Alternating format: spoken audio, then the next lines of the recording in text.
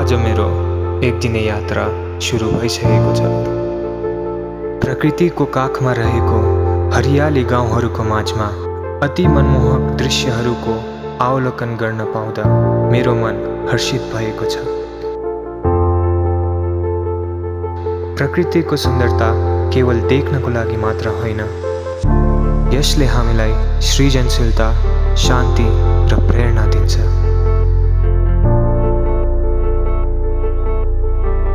यो फूल, यो खोला, यो पहाड हाम्रो जीवन हो। प्रकृतिले हामीलाई माया गरिरहेको हुन्छ र हामी प्रकृतिसँग रमाइरहेको हुन्छौँ।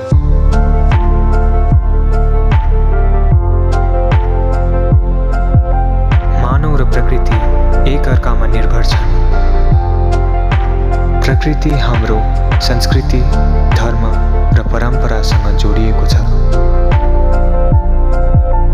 गाउँघरको दिनचर्या बितेको थाहै हुँदैन।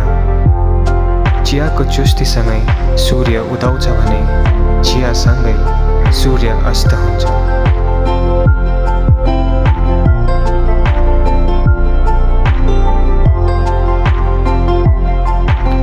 सुन्दर प्रकृति, शीतल हावा, गाउँको गोरेटोहरूसँगै आजको मेरो भ्रमण अन्त भइसकेको छ। दैनिक जीवनको खिचतानीबाट तनावमुक्त हुन अनि जिन्दगीलाई अझ सुन्दर बनाउनको लागि यात्रा एउटा कला हो। समय समयमा भ्रमण गर्नु र गरिरहनुपर्छ। फाइनली हामी समानदेन बस्ती आइसकेका छौँ।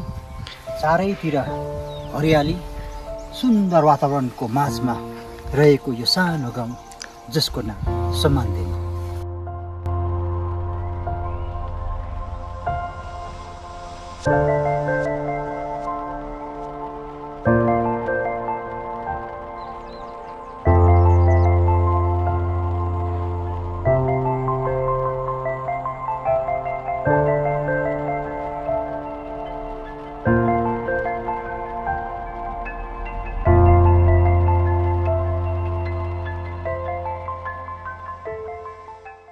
यो चाहिँ थियो मेरो आजको भ्लग र तपाईहरुलाई कस्तो लाग्यो?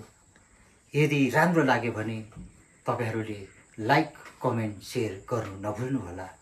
अनि यसरी नै हाम्रो यात्रामा कुनै दिन तपाईहरुसँग पनि म यात्रा गर्नेछु। त्यस दिनको प्रतीक्षा गर्नु होला। अनि यस्तै भिडियोहरु फेरि म तपाईहरुको माझमा ल्याउनेछु। धन्यवाद।